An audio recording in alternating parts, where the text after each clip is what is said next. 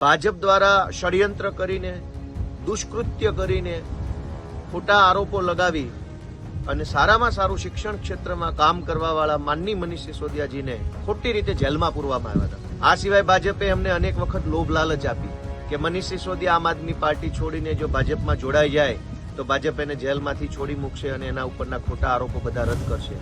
દિલ્હીમાં દારૂ નીતિ કાંડ વિષયમાં આમ આદમી પાર્ટી માટે સવારમાં શુભ સમાચાર સામે આવ્યા છે। દિલ્હીના પૂર્વ નાયબ મુખ્યમંત્રી અને શિક્ષણ મંત્રી મનીષ સિસોદિયાને સુપ્રીમ કોર્ટમાંથી જામીન મળી ગયા છે।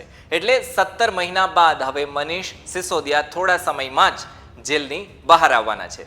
આપણે જાણીએ છીએ કે ફેબ્રુઆરી 2023માં મનીષ સિસોદિયાની ધરપકડ કરવામાં આવી હતી અને ત્યારથી અત્યાર સુધી સુપ્રીમ કોર્ટમાં જામીન માંગવામાં આવ્યા હતા, પણ સુનાવણી બાદ ચુકાદો છે અનામત રાખવામાં આવ્યો હતો અને આજે ચુકાદો જાહેર થઈ ગયો છે અને મનીષ સિસોદિયાને જામીન મળી ગયા છે અને હવે જેલ બહાર પણ આવવાના છે। નમસ્કાર મિત્રો, આજે ખૂબ ખુશીના સમાચાર છે। ભગવાન શ્રી ભોળાનાથ મહાદેવનો પવિત્ર શ્રાવણ માસ છે અને સત્યની જીત થઈ છે। આજે ભારતની સુપ્રીમ કોર્ટ દ્વારા ભારત દેશમાં શિક્ષા ક્રાંતિ લાવવાવાળા દેશના સૌથી આદર્શ ભૂતપૂર્વ શિક્ષા મંત્રી માનની શ્રી મનીષ સિસોદિયાજીને જામીન આપવામાં આવ્યા છે।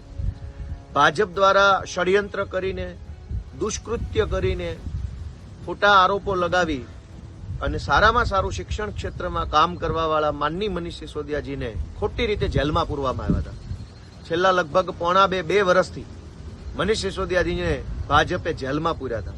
અનેક પ્રયત્નો પછી પણ એમને છોડવા દીધા નહીં। આ સિવાય ભાજપે અમને અનેક વખત લોભ લાલચ આપી કે મનીષ સિસોદિયા આમ આદમી પાર્ટી છોડીને જો ભાજપમાં જોડાઈ જાય તો ભાજપ એને જેલમાંથી છોડી મૂકશે અને એના ઉપરના ખોટા આરોપો બધા રદ કરશે।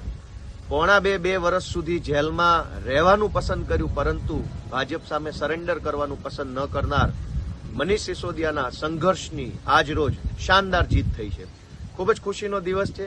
એક શાનદાર નેતાને સુપ્રીમ કોર્ટમાંથી ન્યાય મળ્યો છે, જમાનત મળી છે, જામીન મળ્યા છે। ખૂબ ખુશીનો દિવસ છે। હું મનીષ સિસોદિયાજીનું સ્વાગત કરું છું સક્રિય રાજનીતિમાં। આમ આદમી પાર્ટીના સૌ કાર્યકર્તાઓને શુભેચ્છા। જય હિન્દ।